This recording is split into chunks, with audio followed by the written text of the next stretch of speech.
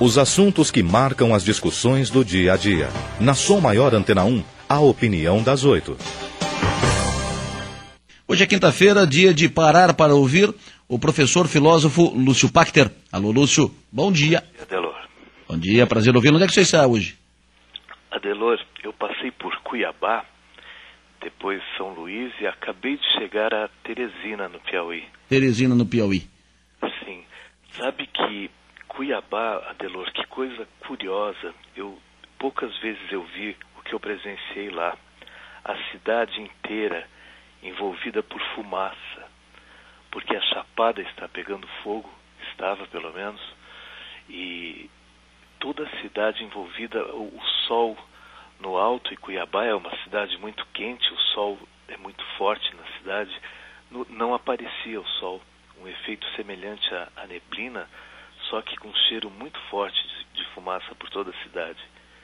Depois, saindo de lá, imagina o que é chegar a São Luís, uma ilha belíssima, né? Conhecida como a Ilha do Amor, uma ilha que foi toda ela colonizada pelos índios tupinambás, franceses, depois holandeses e portugueses, e com aquele sol brilhando, a brisa, um contraste imenso entre uma cidade e outra. E depois agora Teresina, né? Aqui é uma cidade banhada por dois lindos rios, o Rio Poti e o Rio Parnaíba, uma capital belíssima. Os aguapés, eu notei que tem muito aguapés no Rio Poti nessa época do ano.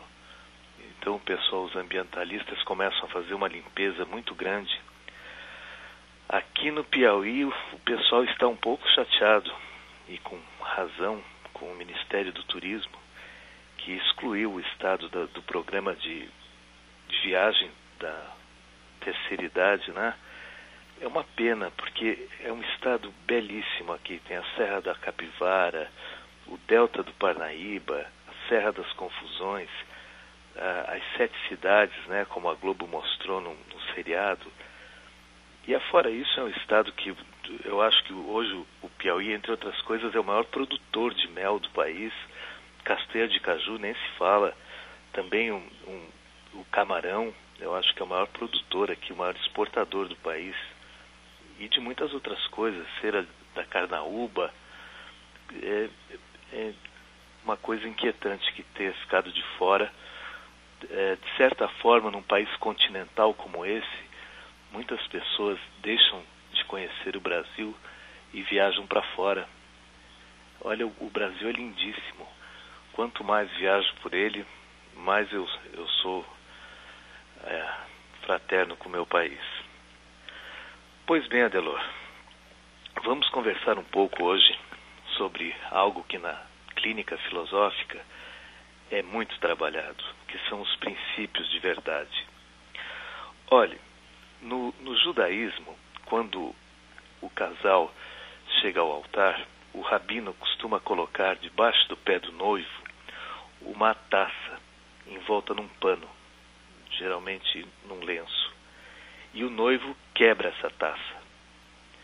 A simbologia disso, entre outras coisas, diz respeito ao fato de cuidarmos certas coisas na vida. Certas coisas na vida, quando quebradas, dificilmente colam. Amizade, confiança, amor, certos princípios. Então, é uma lição que os noivos levam no momento em que se casam. Né? Entre os israelitas isso é muito forte. Só que, de fato, para muitas pessoas é assim. E na historicidade, quando a gente conhece uma pessoa e sabe que ela é assim, é bom certos cuidados. Porque se errarmos com essas pessoas, talvez a gente não tenha uma segunda chance. Talvez fique quebrado aquilo para sempre. No entanto, não é assim para todo mundo, não. Algumas pessoas conseguem colar e colam muito bem, e às vezes fica até melhor do que era antes. Porque alguns, quando colam, trazem junto a aprendizagem daquilo que erraram, daquilo que fizeram.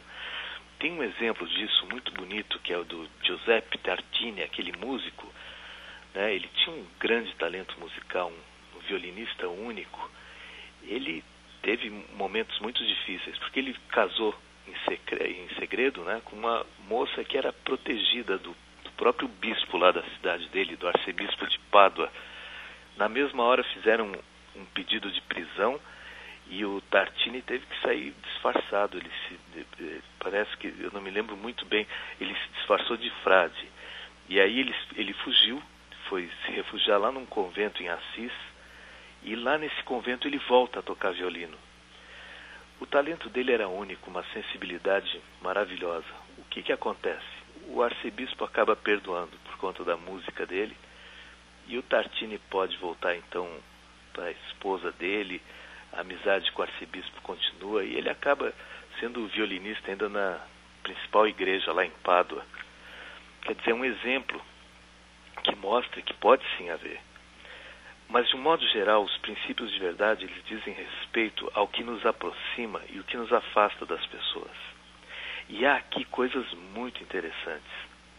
Olha, às vezes, a gente gosta muito sensorialmente de uma pessoa, tem emoções muito fortes por ela, compartilha das mesmas crenças, tem raciocínio muito semelhante. E, no entanto, algo parece que nos empurra contra essa pessoa e para longe dela. Algo que às vezes a gente nem sabe explicar. Algo que deixa muita gente confusa e perdida, porque às vezes é uma mãe que ama um filho, está amamentando esse filho, e no entanto algo dentro dela grita muito forte com ela, dizendo que ela não tem nada a ver com aquela criança. Às vezes isso funciona ao contrário. A mãe sente uma grande aproximação sensorial pela criança, sente amor, prejuízos que elas têm, dividem em comum, raciocínio, e isso se comporta de outra maneira. E muitas vezes, eu me lembro aqui daquela obra do Aloysio Azevedo, Cortiço, que ele fala lá em 1800, no final de 1800, quando ele descreve a vida miserável daquelas habitações, né, lá na praia do Botafogo, no Rio de Janeiro, no início do século XIX, ali ele coloca um exemplo diferente. Quer dizer, às vezes uma pessoa pode sentir repulsa física por outra, não sentir nada emocionalmente, não dividir as mesmas crenças, nem o mesmo modo de pensar, e no entanto sente-se profundamente atraído para aquela pessoa. Algo dentro dela diz que tem muito a ver com aquela pessoa. Ainda que nada diga a respeito, parece que tudo dá errado. Essas coisas costumam confundir, porque aqui no Ocidente, entre outros fatores, nós somos educados e aprendemos a harmonia entre as coisas sem ruptura. Parece que não pode haver uma mancha na tela, parece que não pode haver uma quebra no vaso, parece que tudo precisa ser perfeito ou então a coisa não se realizará, não se efetivará.